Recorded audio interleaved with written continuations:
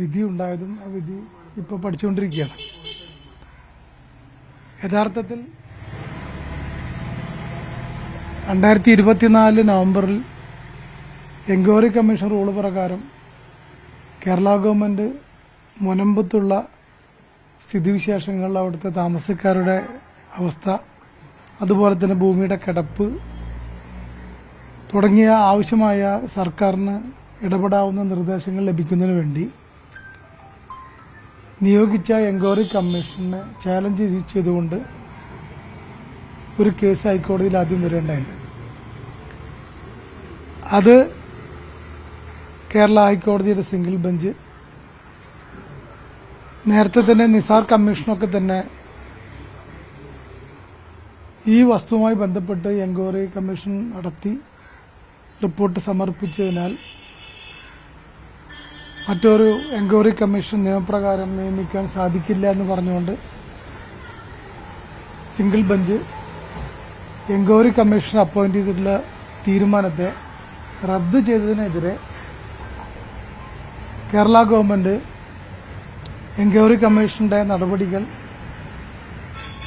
ഇതിന്റെ യഥാർത്ഥ ഇടപെടലിനും തീർപ്പിനും വേണ്ടി അത്യന്താപേക്ഷിതമാണെന്ന് കണ്ട് കേവലം അപ്പോയിന്റ്മെന്റ് മാത്രം നേടിയെടുക്കുന്നതിന് വേണ്ടി ഡിവിഷൻ ബെഞ്ചിൽ ബോധിപ്പിച്ച അപ്പീലിൽ ആ അപ്പോയിന്റ്മെന്റുമായി ബന്ധപ്പെട്ട കാര്യങ്ങളാണ് പ്രധാനമായി അവിടെ തർക്കം വന്നിട്ടുള്ളത്. പക്ഷേ വിധി ന്യായം പരിശോധിച്ചതിൽ വഖഫ് ഭൂമിയുമായി ബന്ധപ്പെട്ട അത് വഖഫ് ഭൂമിയാണോ എന്നുള്ള വിഷയങ്ങളൊക്കെ തന്നെ 1971 പറവൂർ സബ് കോടതിയുടെ വിധിയും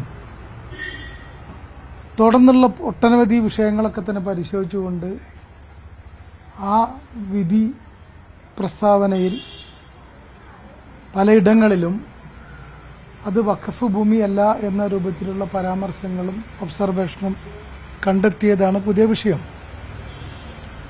വഖഫ് ബോർഡിനെ സംബന്ധിച്ചിടത്തോളം നിങ്ങൾക്കറിയാം, ഒരു എൻക്വയറി കമ്മീഷന്റെ മുന്നോട്ട് പോക്കിനൊക്കെ തന്നെ നമ്മൾ സ്വാഗതം ചെയ്തിട്ടുള്ളതാണ്. അത് അപ്പീലിലോ അല്ലെങ്കിൽ മറ്റൊരർത്ഥത്തിലോ അത് അനുവദിക്കുന്നതിന്റെ യാതൊരു ദോഷവും ഇല്ലതാനും. അപ്പോൾ പക്ഷേ ഈ വിധി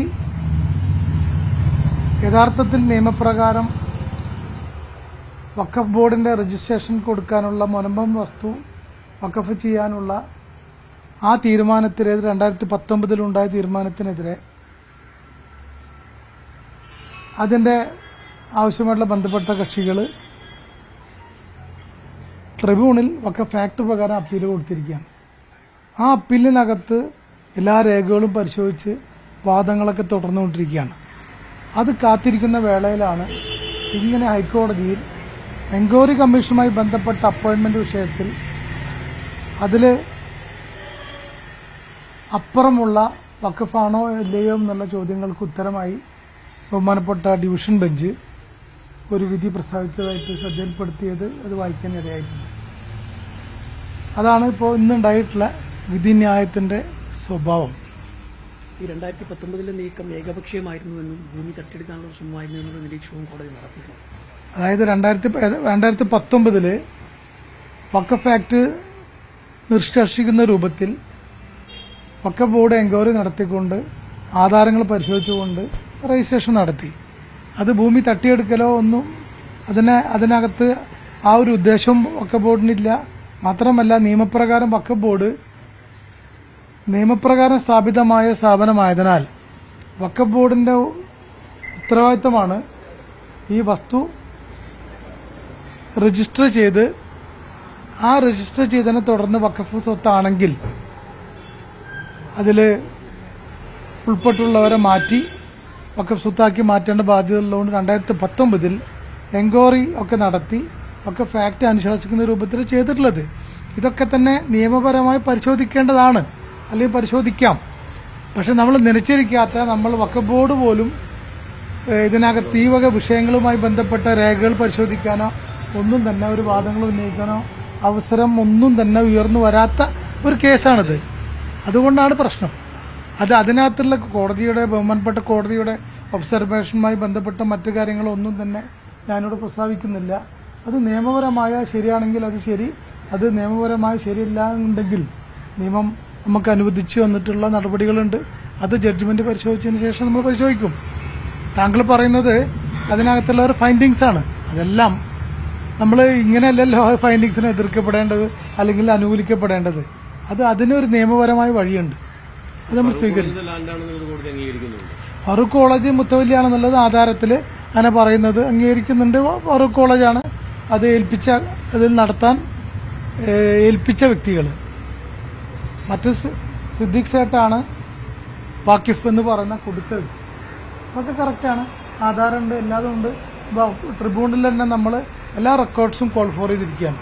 അതും ഹൈക്കോടതി അനുവദിച്ചു. ഹൈക്കോടതി മറ്റൊരു കേസിൽ ട്രിബ്യൂണൽ വഴി പറവൂർ സബ് കോടതിയിലെ എല്ലാ ഡോക്യുമെന്റ്സും ഈ തീർപ്പിന് വേണ്ടി കോൾ ഫോർ ചെയ്തുകൊണ്ട് ആ നടപടിയൊക്കെ നടന്നുകൊണ്ടിരിക്കുകയാണ്. അതാണ് വഖഫ് ആക്ടിൽ പറയുന്ന രീതിയിൽ നമ്മൾ മുന്നോട്ട് പോയിക്കൊണ്ടിരിക്കുന്നത്. അതാണ് നമ്മളിപ്പോൾ ജഡ്ജ്മെന്റ് പരിശോധിച്ചുകൊണ്ട് അതിന്റെ ഈ വഖഫ് ആക്ട് പ്രകാരം വഖഫ് ബോർഡ് ചെയ്യേണ്ട ചില ചുമതലകളുണ്ട്. ആ ചുമതലകൾ നിർവഹിക്കപ്പെടാൻ അല്ലെങ്കിൽ വഖഫ് ബോർഡിന്റെ മുന്നോട്ട് പോക്കിന് ഈ ജഡ്ജ്മെന്റ് പരിശോധിച്ച് ആവശ്യമായ മേൽ നടപടികൾ എടുക്കുന്നതാണ്. അത് പരിശോധിച്ച് അതിന്റെ ലീഗൽ സെക്ഷനൊക്കെ നോക്കി ഏത് രൂപത്തിലാണ് അത് വിധിയെ ഏത് രൂപത്തിലാണ് നമ്മൾ പരിശോധിച്ച് മുന്നോട്ട് പോകേണ്ടത് തീരുമാനിക്കും.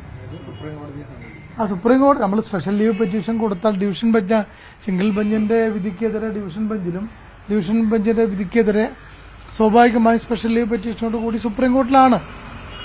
അപ്പോൾ അത്തരം നടപടികളൊക്കെ തന്നെ നമ്മൾ എന്ത് ചെയ്യണം, ഫുൾ ടെക്സ്റ്റ് ഏകദേശം 100ഓളം പേജുള്ള ജഡ്ജ്മെന്റാണ്. ആ ജഡ്ജ്മെന്റ് മുഴുവൻ നിയമപരമായ വലിയൊരു പരിശോധനയ്ക്ക് വിധേയമാക്കിക്കൊണ്ട് നമ്മൾ തീരുമാനിക്കും. അത് ബോർഡും ഈ ലീഗൽ വിങ്ങും കൂടി ഒരുമിച്ച് ഇരുന്നുകൊണ്ട് എടുക്കുന്ന തീരുമാനമാണ്.